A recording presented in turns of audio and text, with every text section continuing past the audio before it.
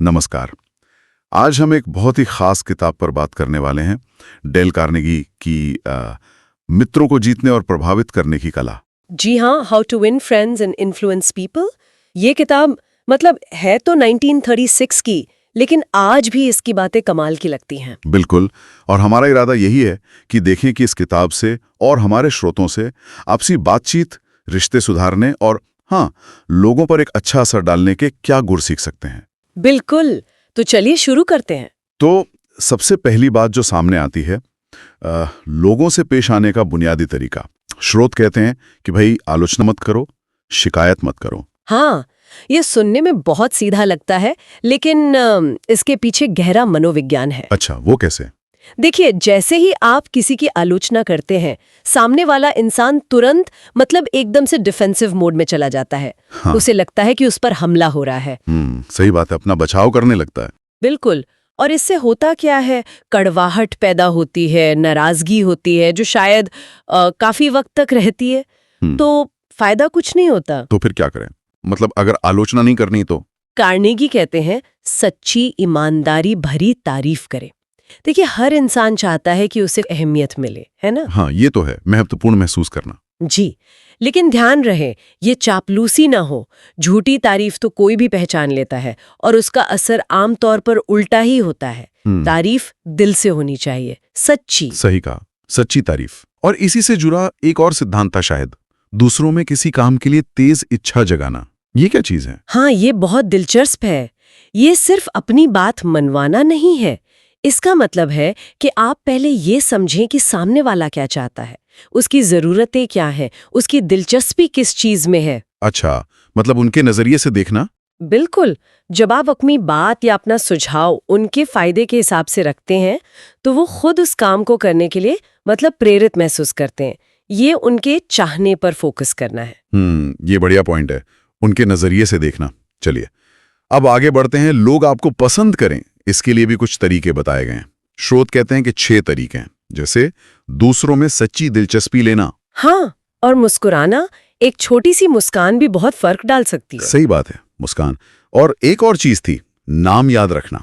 किसी का नाम याद रखना इतना जरूरी क्यों मानते हैं कार्नेगी? देखिए, किसी भी इंसान के लिए उसका नाम दुनिया का सबसे मधुर और जरूरी शब्द होता है। हाँ। जी, जब आप किसी का नाम याद रखते हैं और उसे इस्तेमाल करते हैं, तो आप अनजाने में ही उसे ये संदेश दे रहे होते हैं कि वो आपकी नजरों में खास है, सिर्फ एक चेहरा नहीं। अच्छा, ये तो है, एक जुड़ाव सा महसूस होता है। बिल्कुल।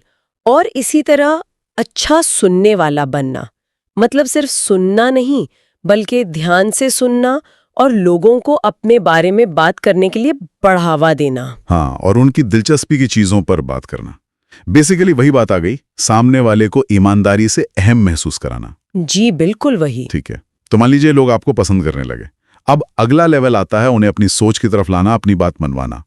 यहां स्रोत कहते हैं कि बहस से तो बिल्कुल बचना चाहिए। हाँ, बहस से बचना चाहिए और कभी ये नहीं कहना चाहिए कि तुम गलत हो। लेकिन अगर कोई वाकई गलत हो तो मतलब हमेशा तो चुप नहीं रह सकते। नहीं, चुप रहने की बात नहीं है।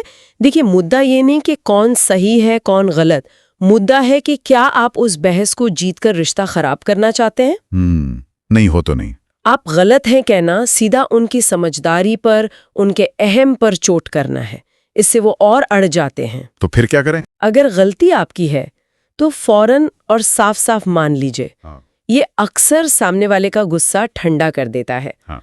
और किसी को सहमत कराने के लिए हमेशा दोस्ताना तरीके से शुरुआत करें। अच्छा, और वो हाँ वाला क्या था? हाँ, ऐसे सवाल पूछिए या ऐसी बातें कहिए जिससे सामने वाला शुरू में ही हाँ कहना शुरू कर दे। इससे एक सकारात्मक माहौल बनता है। और उन्हें ज्यादा बोलने दीजिए। ज्यादा बोलने दे मतलब हम कम बोले, हाँ। उन्हें अपनी बात कहने दें। अक्सर लोग सिर्फ अपनी बात कहना चाहते हैं और कोशिश करें कि उन्हें लगे कि जो विचार है वो उनका अपना है। वाह, ये तो थोड़ी चालाकी वाली बात लग रही है। चालाकी नहीं, समझदारी कह सकते हैं। उनके नजरिए को ईमानदारी से समझने की कोशिश करना। ठीक है, समझ गया। अब आते हैं लीडरशिप पर। क्या ये सिद्धांत लीडर्स के लिए भी काम करते हैं? स्रोत कहते हैं कि तारीफ से शुरुआत करें, गलतियों की तरफ सीधे उंगली ना उठाएं। बिल्कुल, ये सिद्धांत लीडरशिप के लिए भी उतने ही कारगर हैं, बल्कि शायद ज्यादा जरूरी हैं। क्योंकि एक लीडर को लोगों से काम करवाना होता है, उन्हें प्रेरित करना होता है। तो तारीफ से शुरुआत करना एक अच्छा माहौल बनाता है। अगर कोई गलती हुई है तो सीधे डांटने या सबके सामने बताने के बजाय इशारे में कहना या अकेले में बात करना बेहतर है। और अपनी गलतियों के बारे में बात करना, मतलब दूसरों की आलोचना से पहले। हाँ, ये बहुत असरदार है। जब आप पहले अपनी कोई गलती बताते हैं तो सामने वाले के लिए अपनी गलती सुनना या मानना थोड़ा आसान हो जाता है। सीधे आदेश देने के बजाय सवाल पूछना भी बेहतर है। सवाल पूछना जैसे ये कहने के बजाय कि ये काम ऐसे करो, आप पूछ सकते हैं कि आपको लगता है कि अगर हम इसे इस तरह करें तो बेहतर होगा। इससे उन्हें लगता है कि वो भी फैसले का हिस्सा है। अच्छा, और वो इज्जत बचाने देना। हाँ, किसी की गलती पर उसे सबके सामने शर्मिंदा ना करें, उसे अपनी गलती सुधारने और अपनी इज्जत बचाने का मौका दें और छोटी छोटी तरक्की पर भी तारीफ करें। इससे हौसला बढ़ता है। तो कुल मिलाकर देखें तो ये सारे सिद्धांत बहुत ही प्रैक्टिकल हैं। हाँ, कोई रॉकेट साइंस नहीं है। नहीं, बिल्कुल नहीं। ये सब सहानुभूति, सम्मान और थोड़ी समझदारी पर टिके हैं। और ये सिर्फ बिजनेस या काम की जगह पर ही नहीं, बल्कि दोस्तों में, परिवार में, हर रिश्ते में काम आ सकते हैं। बिल्कुल, ये इंसानी रिश्तों को बेहतर बनाने के बुनियादी नियम है एक तरह से। सही कहा। तो जाते जाते हमारे सुनने वालों के लिए कोई एक विचार जिस पर वो सोच सकें। हाँ, जरूर। एक बात सोचने वाली है। हम अक्सर चाहते हैं कि लोग हमें पसंद करें, हमारी तारीफ करें, हमें मान्यता दें। लेकिन अगर हम इसका उल्टा करें, मतलब ये कि हम दूसरों में अच्छाई खोजने पे ध्यान दें, उनकी सच्ची तारीफ करने पर फोकस करें बिना कुछ वापस पाने की उम्मीद के, सिर्फ इसलिए कि वो सच में तारीफ के काबिल हैं।